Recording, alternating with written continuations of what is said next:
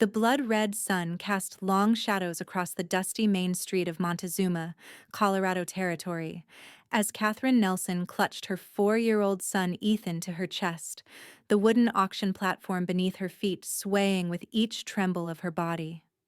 The year was 1878, and Catherine had never imagined she would find herself here being sold like cattle alongside her precious child, their fate tied to whoever offered the highest bid. $200 for the woman, the auctioneer bellowed, his voice carrying across the crowd of weathered faces. Young, healthy, can cook and clean, and 50 for the boy. Catherine bit back tears, remembering how quickly her life had crumbled after her husband's death 6 months earlier. The debts he'd hidden had cost her everything: their small homestead outside of Denver, their few possessions, and now, apparently, their freedom. 225, came a slurred call from a man whose whiskey breath Catherine could smell even from the platform. 250, countered another voice, belonging to a round-faced saloon owner whose reputation made Catherine's stomach turn. The auctioneer's gavel hovered in the air. Going once. 300 for the woman. A new voice cut through the murmurs. And 50 for the boy. Catherine's eyes found the source: a tall man at the back of the crowd, his face partially shadowed by a wide-brimmed hat. Unlike the others, he stood straight, one hand resting on his belt near a holstered revolver, the other holding a cigarette. 350 total, the auctioneer repeated. Going once. The saloon owner spat on the ground. 375. 400, the stranger countered without hesitation. The auctioneer's eyes gleamed at the rising bids. $400 for the woman and child. Going once, going twice. 425, the saloon owner growled. 500, the stranger said firmly, taking a step forward into the light. Catherine could see him clearly now: sun-bronzed skin, deep blue eyes, and a determined set to his jaw. A cowboy, by the look of his attire and the worn leather chaps he wore. A silence fell over the crowd. The saloon owner glared at the stranger but shook his head when the auctioneer looked his way. $500, going once, going twice, sold. The gavel struck wood with a finality that made Catherine flinch. 2 men grabbed her arms, half carrying her off the platform as Ethan whimpered against her shoulder. They steered her toward her purchaser, and Catherine raised her chin, determined to face whatever was coming with dignity. The stranger considered her with those intense blue eyes. "Name's Daniel Eastwood," he said, his voice low.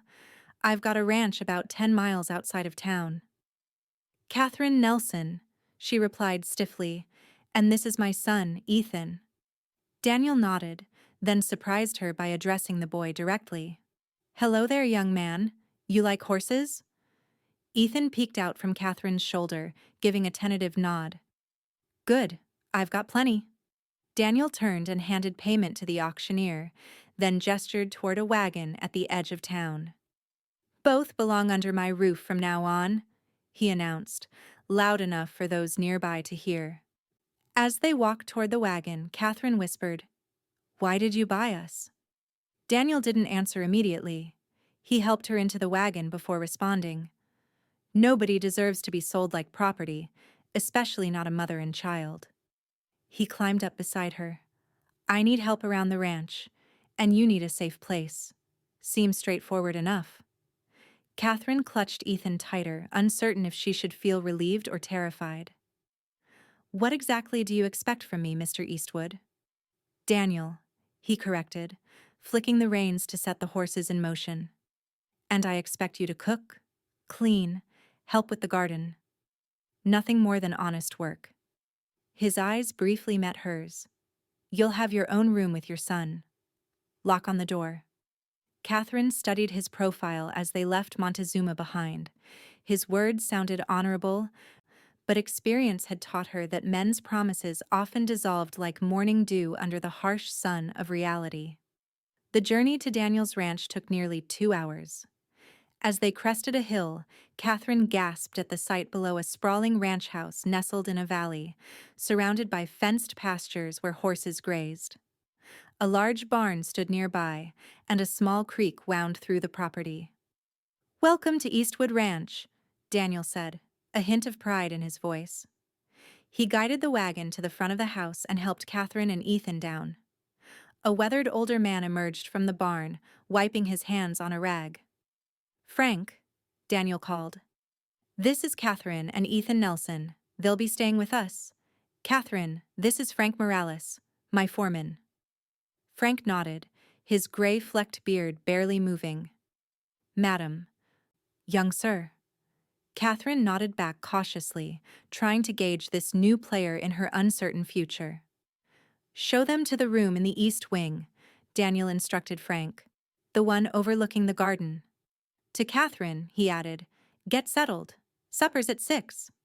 With that, he strode off toward the barn, leaving Catherine to follow Frank into what would be her new prison or perhaps, if she dared hope, her salvation.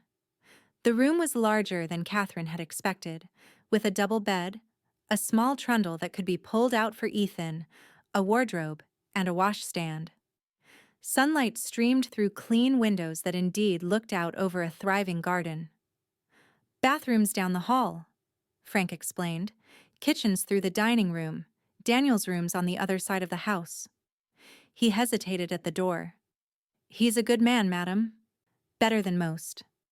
After Frank left, Catherine sat on the bed, allowing Ethan to explore the room. "What do you think, little man?"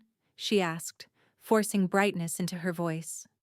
Ethan looked at her with eyes too serious for his age. "Are we safe, Mama?" Catherine's heart clenched. "I hope so, sweetheart. I truly hope so."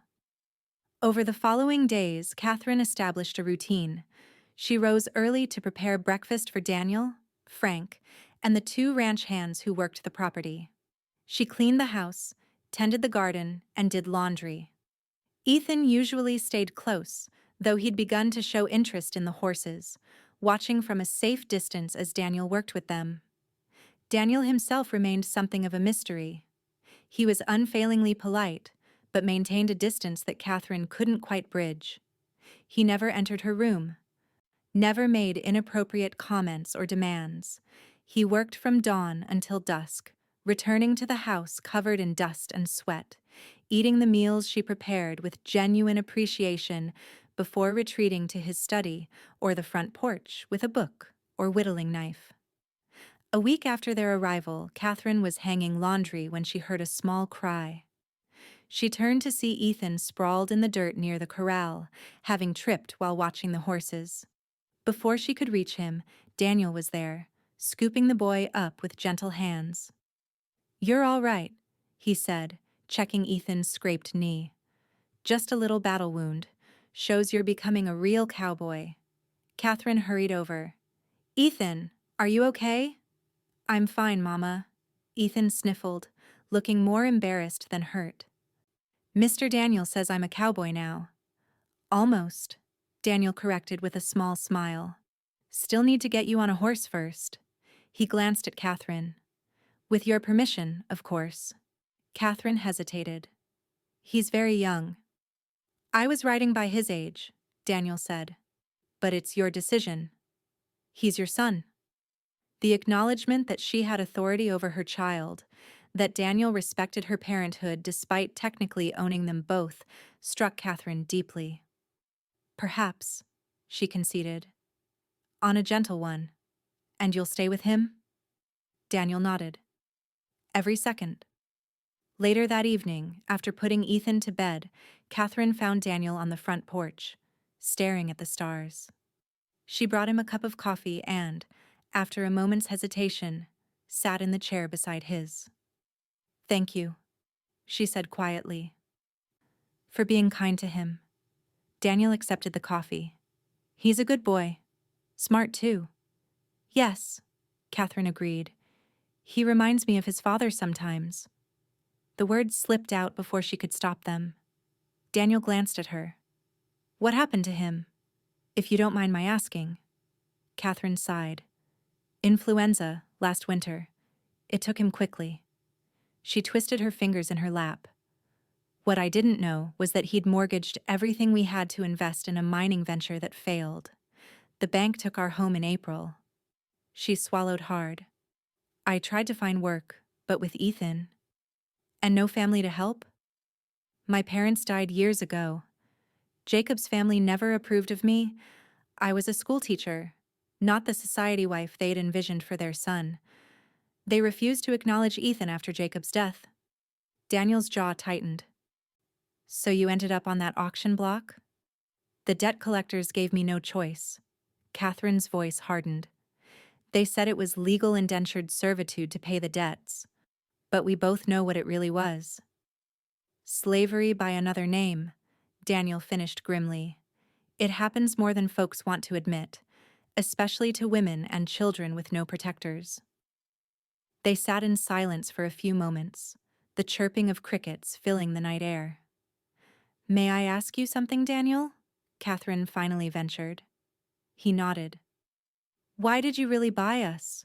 And don't say just because you needed help around the ranch. There are plenty of people looking for honest work who don't come with a child. Daniel stared into his coffee cup. I was 7 when my mother was sold to pay my father's gambling debts. His voice was low, tight with old pain. A cattle baron bought her, separated us. I never saw her again. Catherine's hand flew to her mouth.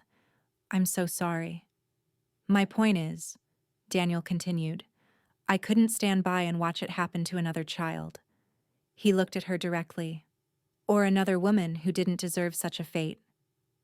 The moonlight caught in his eyes, and for the first time, Catherine saw beyond the stern exterior to the compassion beneath. Something shifted between them. Not romance, not yet, but understanding. A foundation of trust beginning to form. Thank you for telling me, Catherine said softly. Daniel nodded once, then changed the subject. I'm heading into town tomorrow for supplies. Is there anything you need? Catherine hesitated. Some fabric, perhaps? For clothes for Ethan. He's growing so fast. Make a list, Daniel said. Whatever you need for yourself, too. The next morning, Catherine handed Daniel a modest list, expecting him to balk at the items she'd included: fabric, thread, a slate, and chalk for Ethan's lessons, seeds for the garden. Instead, he folded the paper into his pocket with a nod. I'll be back before sundown, he told her. True to his word, Daniel returned as the sun was beginning its descent, the wagon loaded with supplies. To Catherine's surprise, he had bought everything on her list and more books for both her and Ethan, a wooden horse he'd obviously purchased from the town's toy maker, and a bolt of fine blue fabric that Catherine hadn't dared to request. This matches your eyes, he said simply, handing her the fabric. Then, appearing almost embarrassed by the observation, he quickly added, Thought you might want something nice for yourself, not just for the boy. Catherine ran her fingers over the soft material. It's beautiful. Thank you. Something like pleasure crossed Daniel's face before he turned away to unload the rest of the supplies. That night, after Ethan was asleep, Catherine sat by lamplight, cutting patterns for a new dress from the blue fabric. She found herself wondering what Daniel would think of her in it, then scolded herself for such thoughts. Her situation remained precarious, regardless of Daniel's kindness. She was still, in the eyes of the law, his property. Yet, as the weeks passed, it became increasingly difficult to remember this harsh reality. Daniel treated her more as a partner in running the household than as a servant. He consulted her on meal planning, asked her opinion on improvements to the garden, and even brought her ledgers one evening to help organize the ranch's accounts, discovering she had a talent for numbers. Most remarkably, he kept his promise about Ethan. 3 times a week he spent an hour teaching the boy to ride a gentle mare named Buttercup. Catherine watched from the fence as her son's confidence grew, his laughter floating across the ranch yard when Daniel let him trot in small circles. You're a natural, Ethan, Daniel called, his normally serious face transformed by a broad smile. One evening in late summer, a thunderstorm rolled in just as Catherine was preparing supper. The rain came down in sheets, and lightning cracked across the sky. Ethan, frightened by the thunder, clung to Catherine's skirts in the kitchen. "It's just the sky grumbling," she assured him, though her own nerves were frayed. Storms had always unsettled her. The back door burst open, and Daniel strode in, drenched from head to toe. "Cattle are secure," he announced. "Frank and the boys are in the bunkhouse." He noticed Ethan's wide eyes. "What's this? Is my cowboy partner afraid of a little thunder?" Ethan straightened, trying to look brave. "No, sir." A particularly loud crack of thunder made both Catherine and Ethan jump. Daniel chuckled, shrugging off his wet coat. "You know," he said conspiratorially to Ethan, "when I was about your age, my pa told me that thunder was just the sound of horses racing across the sky." Ethan's eyes widened. "Really? That's what he said. Said the fastest horses in heaven were having a grand race." Daniel winked at Catherine over Ethan's head. "Course, I don't know if that's true, but it sure made storms more exciting than scary." Catherine felt a rush of gratitude for how naturally Daniel had stepped into the role of male figure in Ethan's life. Not replacing his father, but offering something Ethan desperately needed: security, guidance, and occasional whimsy. "Why don't we eat in the living room tonight?" Daniel suggested. "Make a picnic of it by the fireplace. Might be cozier with the storm." They spread a blanket on the floor, and Catherine brought the food beef stew, fresh bread, and apple cobbler. As they ate by firelight with rain lashing the windows, Catherine realized with a start that they looked like a family. The thought both comforted and alarmed her. After supper, Ethan fell asleep by the fire, and Daniel carried him to bed. When he returned, he found Catherine still sitting by the fire, lost in thought. "Penny for your thoughts," he said, settling into a nearby chair. Catherine looked up at him. "I was just thinking about how different things could have been if you hadn't been at that auction." Daniel's expression darkened. "Best not to dwell on that." "But I need to," Catherine insisted. "I need to understand why you continue to be so kind when you have no obligation to be." Daniel was quiet for a long moment. "The way I see it, I did have an obligation. Not because I bought you, but because it was the right thing to do." He leaned forward, elbows on his knees. "Catherine, I want you to understand something. I don't consider you my property. I never have." "The law does," she reminded him. "The law has been wrong before." His voice was firm. "As far as I'm concerned, you're free to leave whenever you choose. I'd give you money, help you get settled somewhere else if that's what you wanted." Catherine stared at him, searching for deception in his eyes and finding none. "Why would you do that?" Daniel ran a hand through his hair, looking suddenly uncomfortable. "Because I want you to stay by choice, not because you feel trapped." The implication of his words hung in the air between them. Catherine's heart raced as she realized what he was saying, that he wanted her to stay, not as his servant or even his employee, but as something more. "I don't want to leave," she admitted softly. "Ethan is happy here. And she hesitated. "I've come to care for this place. And for you, Daniel." Something shifted in Daniel's expression: hope, perhaps, or relief. He moved to sit beside her on the floor. "I never expected to feel this way again," he said quietly. "After losing my mother that way, I closed myself off. Built this ranch, focused on work. It was easier than risking attachment." He met her eyes. "Then I saw you on that platform holding your boy so fiercely, and something broke open in me." Catherine felt tears gathering. "I was so afraid of you at first." "I know," Daniel acknowledged. "You had every right to be." "But you never gave me reason to fear," she continued. "Not once." Slowly, giving her every chance to pull away, Daniel reached out and took her hand. His calloused palm was warm against hers. I care for you, Catherine, he said, his voice rough with emotion. More than I thought possible. And I care for Ethan like he's my own, but I need you to be certain. Whatever happens between us has to be your choice. Completely.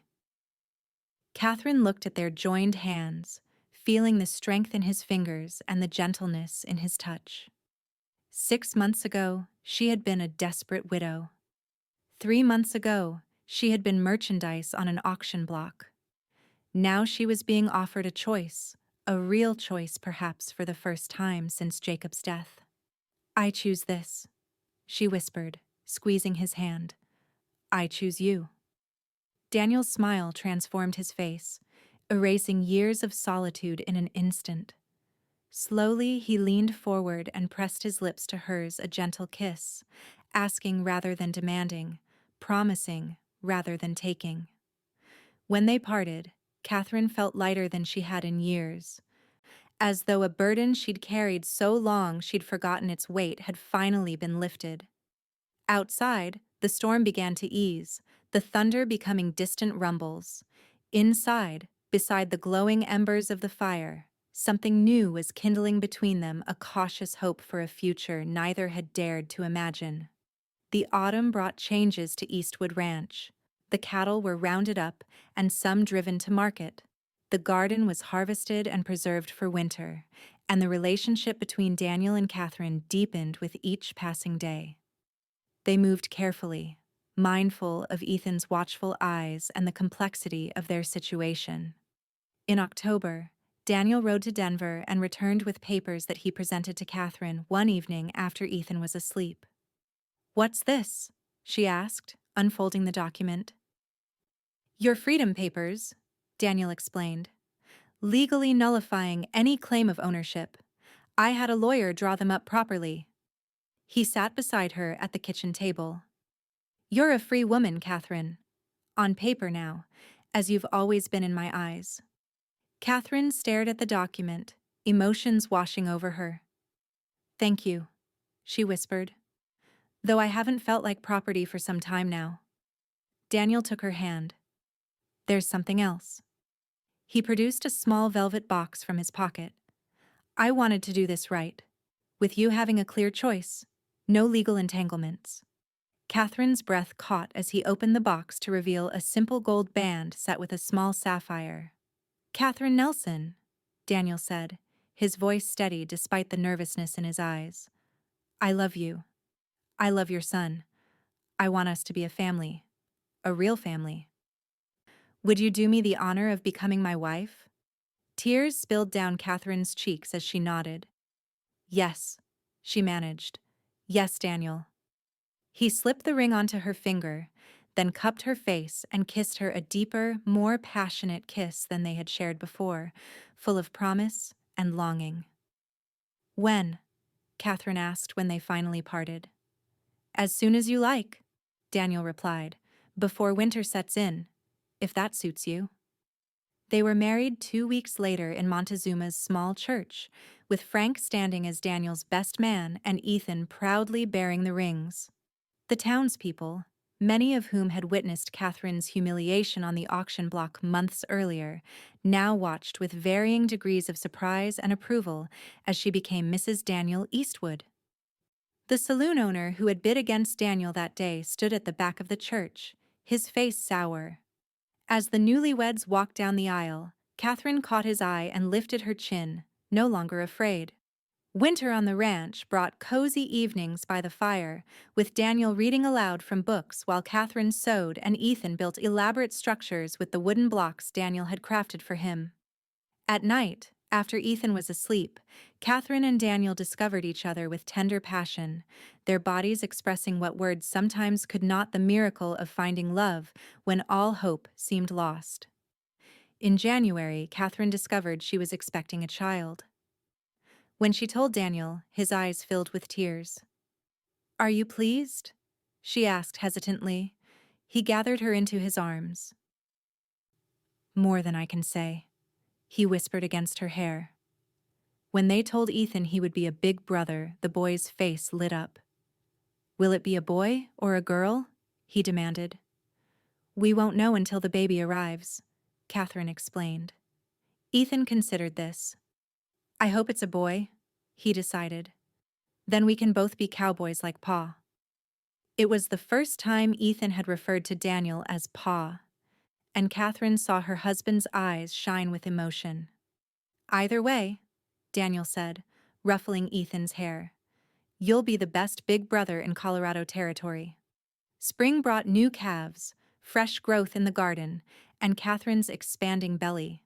Daniel was protective, insisting she rest frequently and hiring a local girl, Mary Simmons, to help with household chores. Catherine protested that she wasn't an invalid, but secretly appreciated his concern. As summer approached, the valley bloomed with wild flowers, and Catherine often sat on the porch in the evenings, watching Daniel and Ethan work with the horses. Her son was becoming a confident rider, his small figure straight and proud in the saddle of the pony Daniel had given him for Christmas. On a warm July evening, just as the fireflies were beginning to dance across the pasture, Catherine felt the first pains. She called for Daniel, who had been in the barn. It's time, she told him when he rushed in, his face anxious. Frank rode for the midwife in town while Daniel helped Catherine to their bedroom.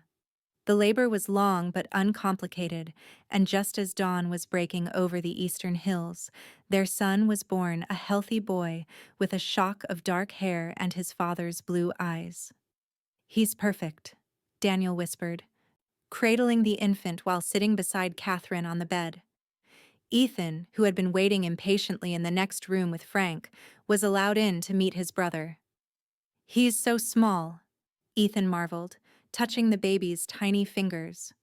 What shall we name him? Daniel asked Catherine. She smiled tiredly. I was thinking Jacob, after his brother's father. Jacob Daniel Eastwood. Daniel's eyes met hers, understanding the honor she was bestowing on both the man she had lost and the man who had saved her. It's a fine name, he agreed. As the summer sun climbed higher, casting golden light through the bedroom window, Catherine looked at the three people who made up her world, her firstborn son, curious and growing strong, her husband, whose compassion had transformed her life, and the newborn cradled in his father's arms, a testament to new beginnings. 2 years earlier, she had been a desperate widow. 1 year earlier, she had stood on an auction block, her dignity stripped away. Now she was surrounded by love, by family, by a future bright with promise.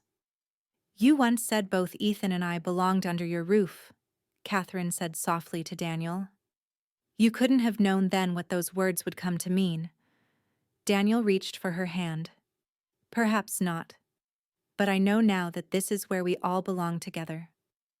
Outside, the horses grazed peacefully in the pasture, the creek bubbled over smooth stones, and the mountain stood sentinel in the distance. Inside, within the walls of Eastwood Ranch, a family that had been forged in desperation continued to grow in love, proving that even in the harshest landscape of the Wild West, compassion could bloom like a desert flower after rain, unexpected, resilient, and breathtakingly beautiful. Years later, when Ethan was 12 and Jacob 7, with a 5-year-old sister named Emma completing their family, Catherine would sometimes stand on the porch and watch Daniel teaching their children to ride, just as he had once taught Ethan. She would remember that dusty day in Montezuma, when a stranger had stood up for a mother and child when no one else would, and she would offer a silent prayer of gratitude for the man who had given her not just a roof over her head, but a home in every sense of the word. In the vastness of the Colorado Territory, where fortunes were made and lost in the blink of an eye, Catherine and Daniel had discovered the greatest wealth of all, a love built on respect, forged in adversity, and strengthened by choice. And that, they both knew, was worth more than all the gold in the mountains that surrounded their valley home.